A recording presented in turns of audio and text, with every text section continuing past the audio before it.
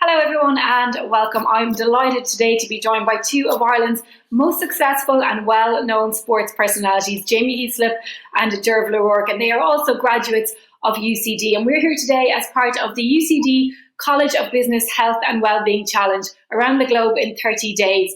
So for anyone who isn't familiar with UCD's College of Business, although I'm sure most of you are, it does comprise of 5 campuses, 2 in Dublin, Hong Kong, Singapore and Sri Lanka, and has an incredible alumni community approaching 100,000 members in over 100 countries around the globe. Now, this initiative has been introduced to encourage members of our alumni community to individually get active and pay greater attention to their physical and mental well-being, but to do so as a community over a period of 30 days. So Derval and Jamie are best known for their sporting careers up until now anyway, but in recent years have both transitioned into careers in business. So today we are going to focus on the theme of motivation and mindset. As part of the challenge, we are excited to hear their insights and experiences, what drives them, motivates them, and how they stay motivated in challenging times. So both of you are so very, very welcome. And I think we probably should start off with the challenging times that we are living in, because it has been an absolutely crazy year, I think. It's just, the world has been turned on its head. Just for you, Jamie, how have you found the last year? That is a great question. Like a roller coaster. Highs, lows, times that you are questioning everything, and then times where you think you got it all figured out, and everything in between. I think like everyone, you went through different phases of it. At the very start, a bit of a novelty. There was good weather, you're at home, all that nice stuff. You're reestablishing a balance between work, family, life. And then things started opening up a little bit and got a little bit better. And then the second lockdown came. I think it was a little bit tougher, but good news started coming out about vaccines and all that sort of thing. And then this third lockdown, I've actually found the toughest, if I'm honest. And I've been trying to put my finger on it for quite some time. And I still quite haven't.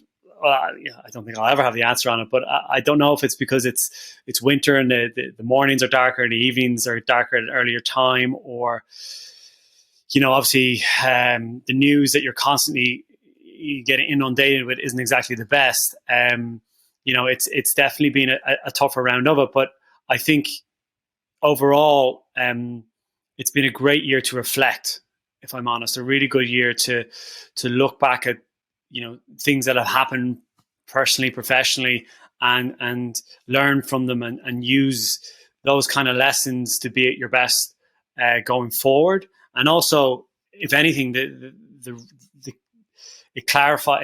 enabled me to clarify a lot of things in my head in terms of what my purpose is and what I'm trying to do and what I'm trying to achieve, and what are the kind of the guidelines of my life. Or I used to use Olympic rings as my kind of, what are the 5 buckets that are really important to me that I need really, really strong for me to be at my best. A lot of reflective time and clarifying moments around that over the last 12 months.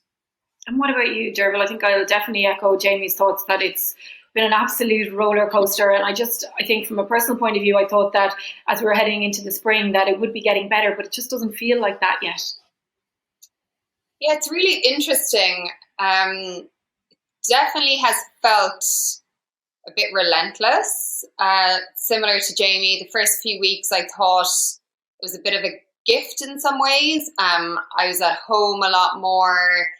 And I was at a point in my career as well where there was a lot of work I was doing that I was kind of trying to exit. And then all of a sudden, a lot of the work I was trying to not do anymore all got cancelled. And that very much put a focus on what I wanted to be doing. So I enjoyed that at the start. But then actually, as time's gone on, I've missed some elements of it. So it's definitely been a bit of clarity in terms of my work situation, like my work-life balance, what I like to do, what I don't like to do. I think I underestimated, and this might sound a bit funny, things that give me joy and make me feel a bit alive. So during my careers, like probably 12, 14 years, I was totally privileged in that I did something that was very exhilarating. And at the time, I took it for granted. A lot of the time I was like, it's normal to have a job where you have to perform at your best on one day every year. Like that's normal. But actually that's very exhilarating. So for me in the past year, I think I've definitely started going, okay, what actually makes me want to get out of bed in the morning and what doesn't make me want to get out of bed in the morning? So I think I'm trying to stay in that place and get kind of clarity for myself around that. And then I suppose on a personal note, I have 2 small children, like almost 2-year-old and a 5-year-old. So working with them has been a special kind of, I keep saying torture, but they're brilliant. But there's a reason we don't bring our kids to work. And I think that's been quite challenging for people. And I think it's been relentless for people with kids. So I've been kind of navigating that. And like my husband's work and my work, when the first lockdown kicked off, both of our works just went through the roof in terms of busyness. And all of our supports in terms of childcare disappeared. So to try and figure all that out, I think we'll all look back and think it was an utterly mad time. Yeah, I don't think it'll be for a while before we actually realise what we've all gone through, and hopefully we'll come out the other side very, very soon. Look, Jamie, I think we're just going to take a little bit of a look back, and when we're talking about mindset and motivation here, but I think when I think of mindset, people like you and Derval just epitomise 2 athletes that just have this most unbelievable strength of character and such a strong mindset. Was that something that was always inherent in you, Jamie? Definitely not, if I'm honest. Unlike Derval, I was not gifted with natural athletic ability. I was more like a very, very, very, very rough stone. No, I'm not even going to say diamond, because I was like fake glass or something like that. That needed a lot of polishing, and the mindset almost came from the polishing of having a lot of events early on in my career of setbacks. So what I mean by that is from about the age of 15 till I was about 22, I was told that I wasn't big enough, wasn't strong enough, wasn't fast enough, I wasn't whatever enough. And this stopped me along the way in terms of getting into academies, getting selected for different teams at underage, even at national level, not making World Cup squads off the back of it. And these little setbacks helped me.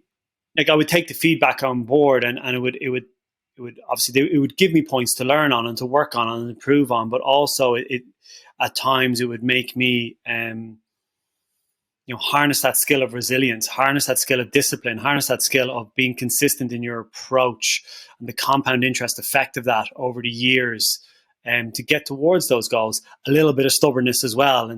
And I had a lot of luck in terms of the type of mentors that I had. Like, my dad is a very pivotal figure in my life.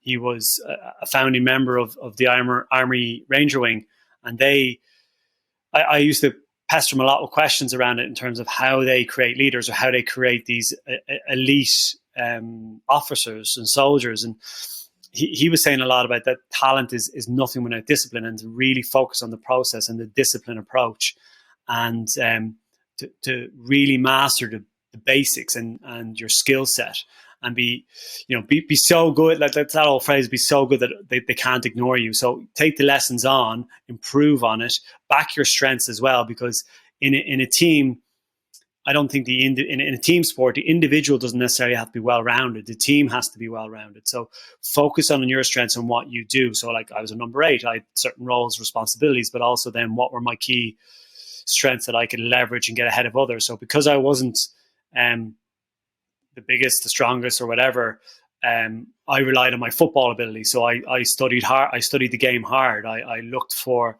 how I can improve. How can I fit in? How can I make others look, be great in their role as well?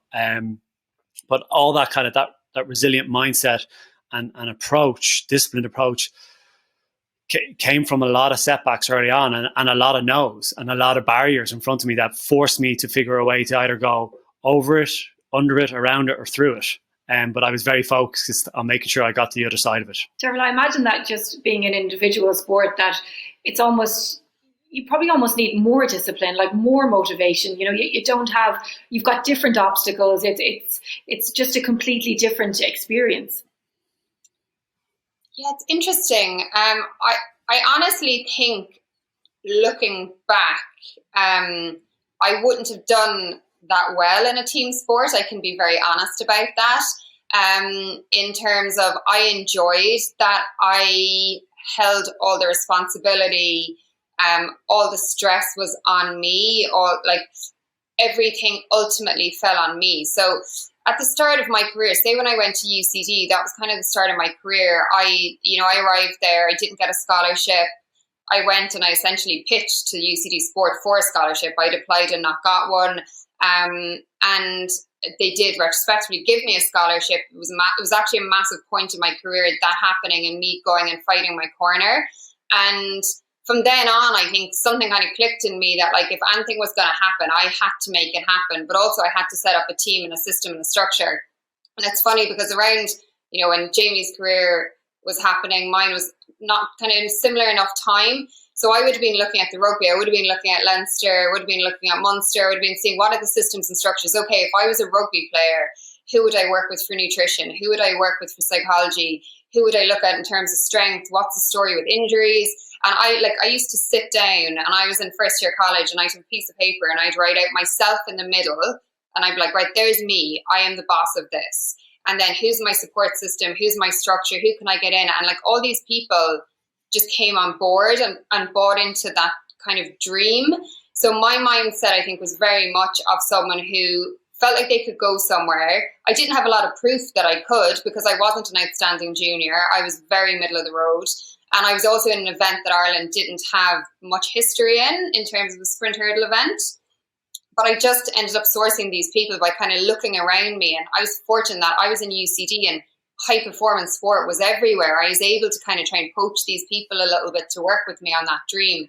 So I think in terms of mindset, and actually I would see it a lot in Jamie, and I'd see it in other rugby players, like there is that individual mindset that can work within a sport, but I was so in an individual sport that I set up my team around me, but I was ultimately the boss of that team. And I think for me, I probably thrived on that.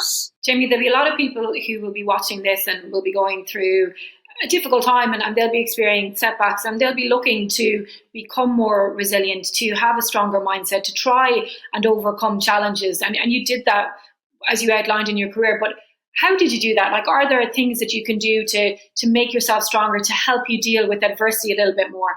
A few things you can do. I think one of the most important things is to get very clear in your head what you're trying to achieve. So it's very easy. And at the very start of my career, early on, it was very, very kind of transactional. So it was very like, win this, win that, get on the team, play for Ireland, get selected for a line store. It was very transactional. And I was very lucky in one sense of my career where, like, within my first, within 4 years of going pro, we essentially won European Cup, won Pro 14, won a Grand Slam, and went on a Lions tour.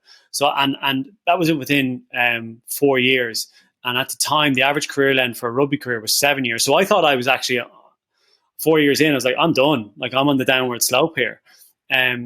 So it flipped into, okay, what do I, at that time, I was like, what do I want to do here? And it became very, very clear for me, which is, I want to be able to, when I finish, whenever that is, I thought it was going to be like, if I did the maths here, it's going to be like 2012, that I want the jersey to be in a better place. So my whole purpose, and it's even come into what I do now, is leave the jersey in a better place. So it's kind of like that, infinite game type of mindset. So then my job became a craft. And then it was like always trying to get better at your craft, and hopefully, if you ever played a perfect game, just retire, because you're like, you're done then, right? And so it became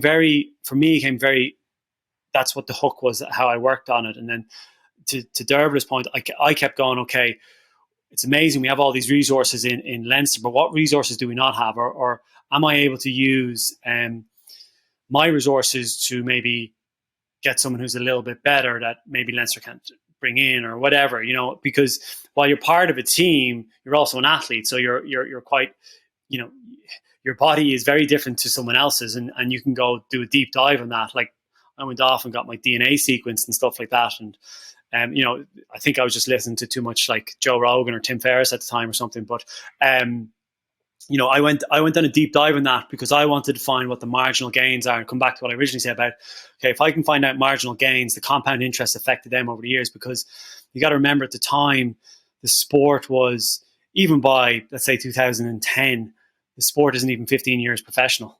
So it still is relatively young in my book.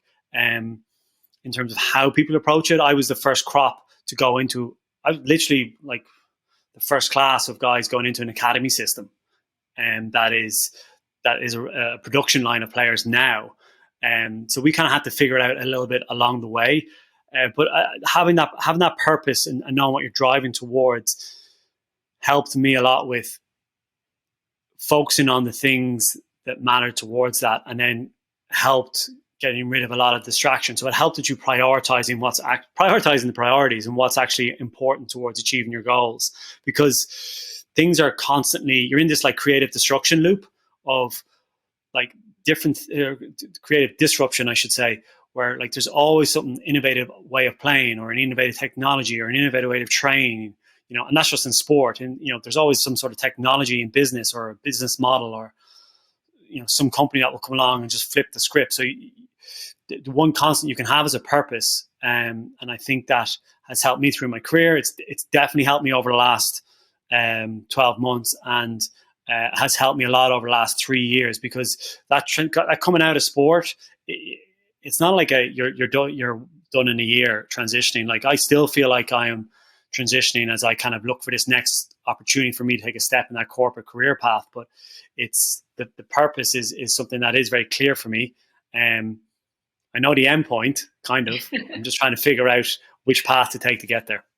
Okay, well, we will delve into that in a little while, but just Derval, on Jamie's point there and the transition, and from the outside looking in at you and having followed your career and after sport and just seeing what you're doing and seeing your social media, it does seem like you dealt with transitioning from an athlete into the next phase of your life quite well.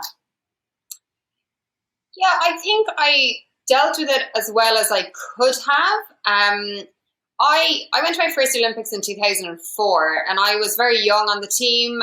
I was a complete surprise qualifier for that team. And one of my main learnings was that professional sport and sport at that level, you're completely disposable. It can end on any race. You can turn up at a track for a training day, for a race day, rupture your Achilles, never come back. Like, I learned that at that Olympics, which is a bit of a harsh lesson, but also because of that, I always had this voice in my head saying, if it ends tomorrow, what's your exit strategy? Like, how do you walk away? What do you walk into?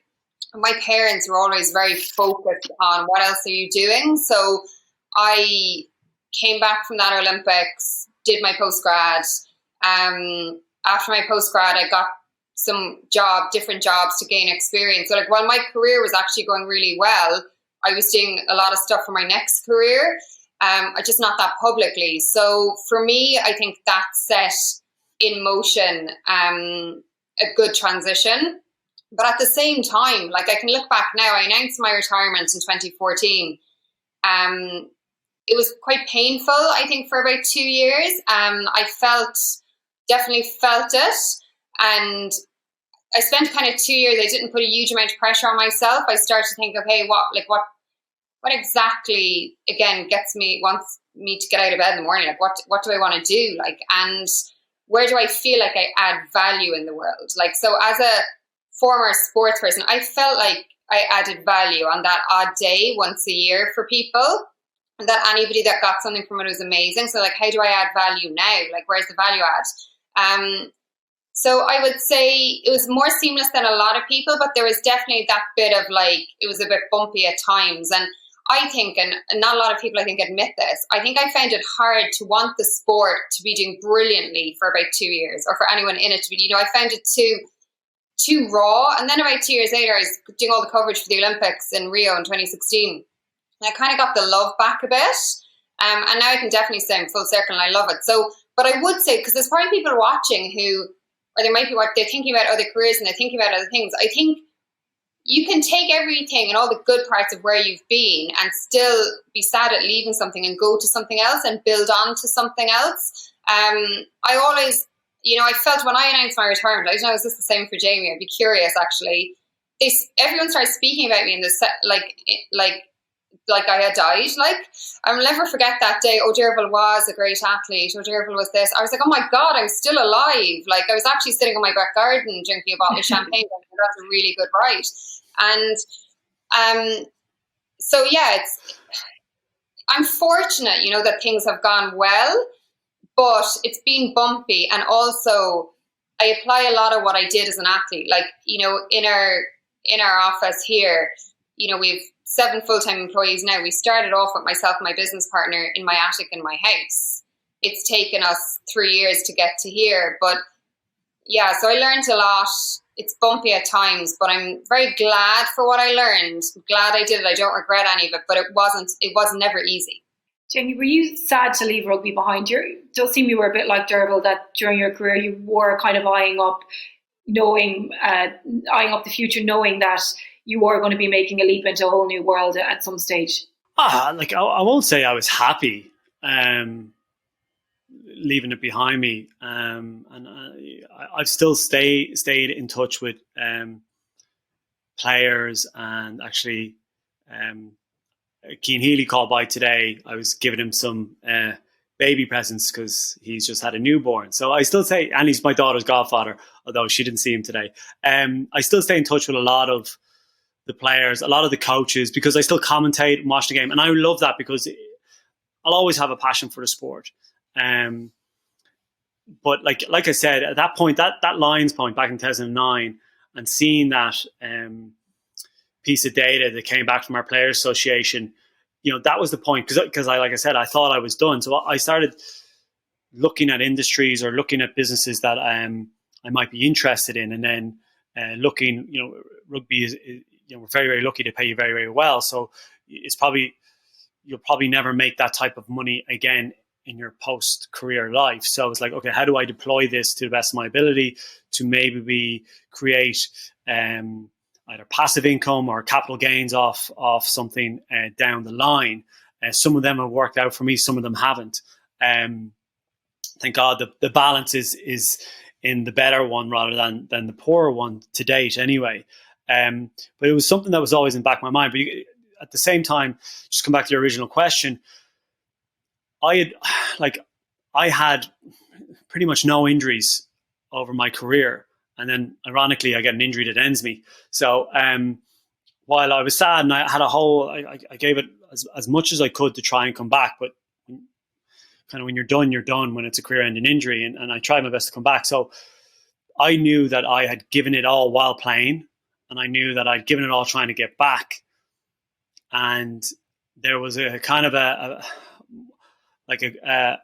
happy moment that I felt like I'd done that original job of leaving the jersey in a better place, and also quite grateful for the volume, let's say, call it, of rugby and opportunity and amazing teams that I'd been part of, amazing people that I'd been around of. So I was quite grateful when I finished, and not wasn't really sad. It was very Irish. They all started saying good stuff about you the minute you finish. So it was very, very Irish in that regard. But I quite enjoy now being a fan, because while I was playing, it was like this weird mindset I created for myself. It was like our team against the world, right? And there was a lot of immaturity in me around that. But there was a sense of relief now where I let myself be a fan of the sport, because I never really watched or read anything outside of the job spec as such, reviewing games, previewing games, that sort of thing, previewing training. I didn't watch it socially. I didn't read it socially. So it was nice to be able to do that now. And because it affected my mindset really badly if I let that in. So I never let it in. But it did create this kind of, put this fence up. So I'm glad that I was able to bring that fence down. And it's a bit of a regret of mine that I probably put that fence up to such a high degree while playing. But that's part of life. You learn these kind of lessons and learn from your mistakes along the way. When you're so involved in a team and it's a sport and it's part of your identity, there's been books written about it now, about how so many athletes and players that they struggle when they finish their sport because they're just known as Jamie the rugby player or Derval the athlete. Was that something that you struggled with when you did retire, that you kind of had to almost create a new identity for yourself, Jamie? Me? Yeah.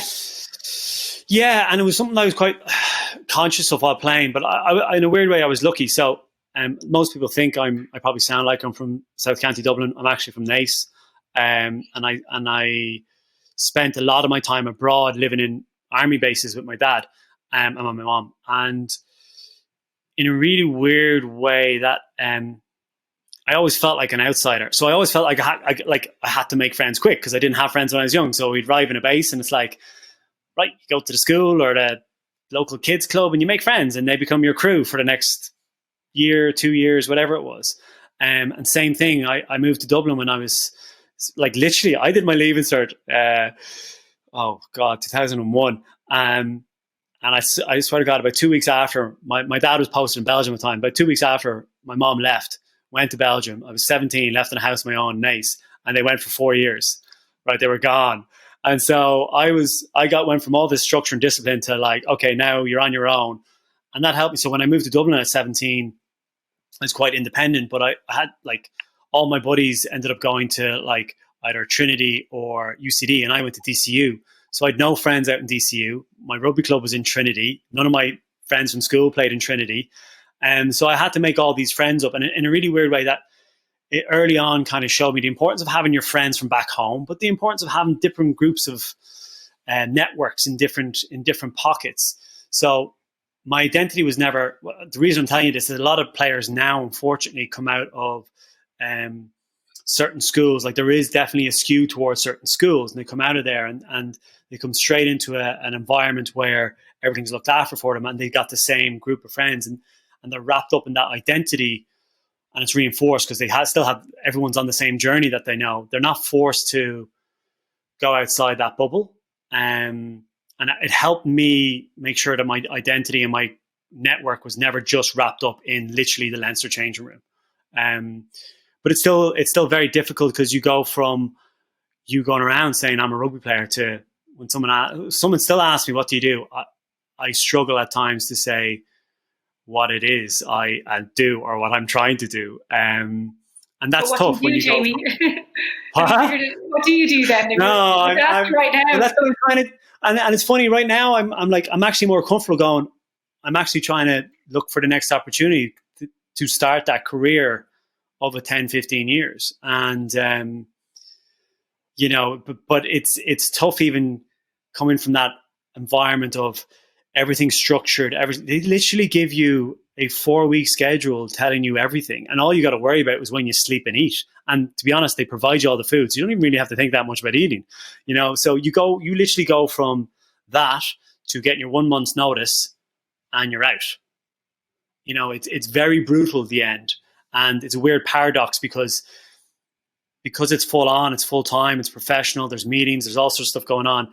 It's very hard to carve out the time for yourself to plan for that life after rugby, even though when it stops, it is over and it's over fast. Derval, there must be lots though that you took from your career that have benefited you, just things that you learned, life lessons that you've been able to draw on as you face different challenges then within your business career. Yeah, it's funny, a lot of starting a business from scratch, which is what I've been trying to do, for the past 3 years.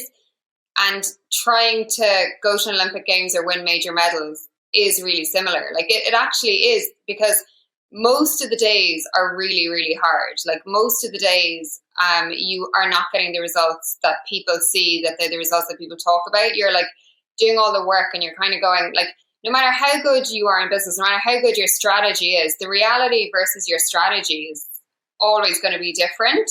So I think a major thing that I got good at in my career was when things fell apart, when a major championship didn't go well, when I got injured, when I got sick, how do you respond to it? How do you deal with that sort of adversity and things not going to plan? And I got really good at feeling like setbacks were part of the journey, that like if I wanted to call myself an athlete, that I had to embrace setbacks. And then I had to look at how I coped and what my strategies were.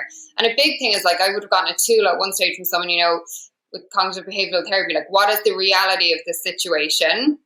And you look at the reality and then you look at how you can do things to impact going forward. So that happened throughout my career for the 14 years. And you're always like, you're going one way and then something happens and you completely have to change. And it's like, okay, what's the reality? What do I need to do? And you think, who do I need? What do I need?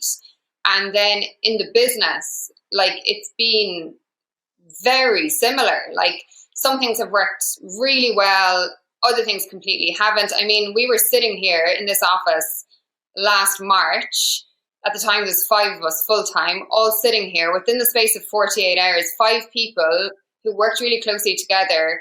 We're all scattered everywhere. We didn't even know how to log into Zoom. But you really quickly go, okay, what is the reality? This is the reality of the situation. What do we need? How do we? So I think the major, if I would say one thing that has stood to me, is my capacity to cope with things not going to plan and to react and form generally good resolutions to that. I think that has definitely helped. And I think, I went to 3 Olympics. All 3 of them were very, very tough. The one thing I didn't get out of my career is an Olympic medal, but all 3 Olympics made the other years of my career better. Like I learned from all of them. So I think that's the main thing I would take.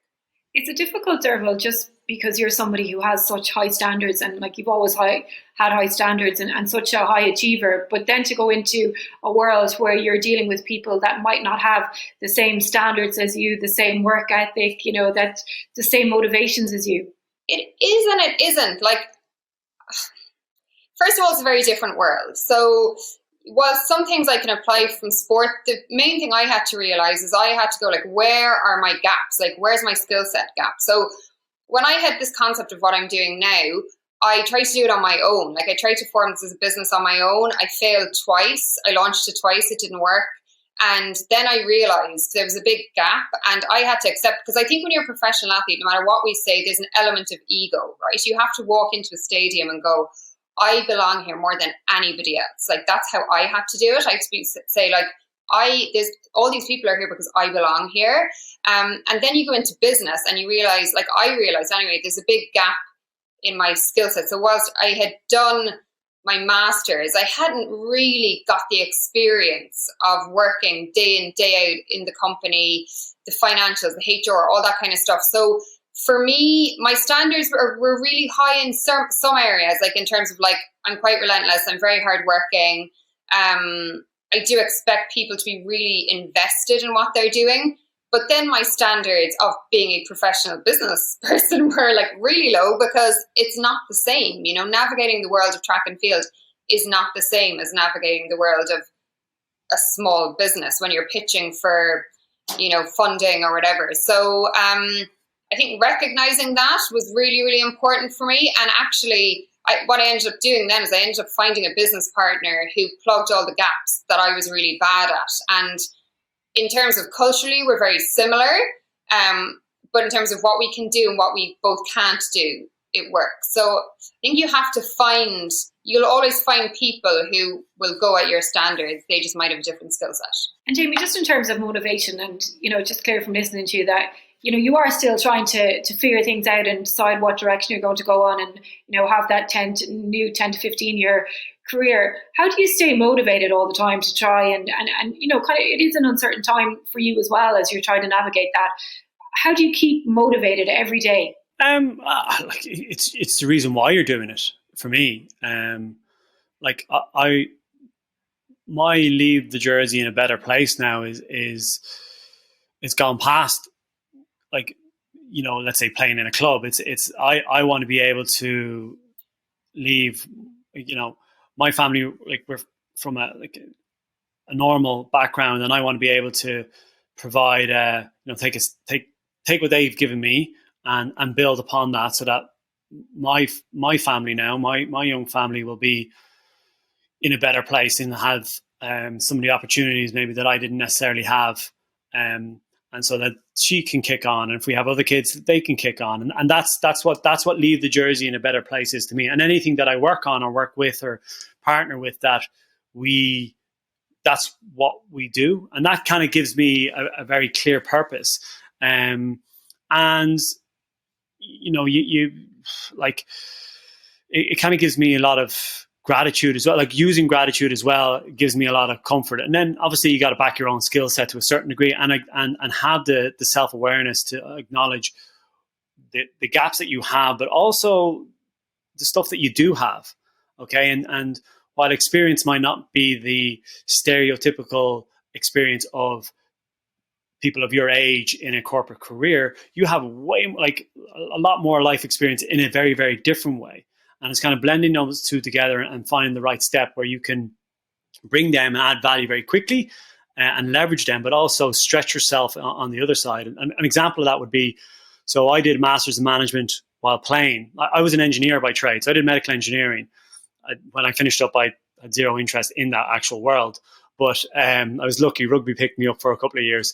But I did a master's in management while playing, and noticing where I want to get to, I see the gaps. And I've started my executive MBA, and that's to help close the long-term gaps that I see. But in terms of the short-term gaps, like there's always going to be a stretch. But that's where you got to park your ego to a certain degree and go, okay, if you're going to go to corporate career, which I kind of want to go, you've got to realize that you take a step back in order for you to move forward. And that's fine. Like I keep saying to people, like I've been in the change room with people who are 18 years old.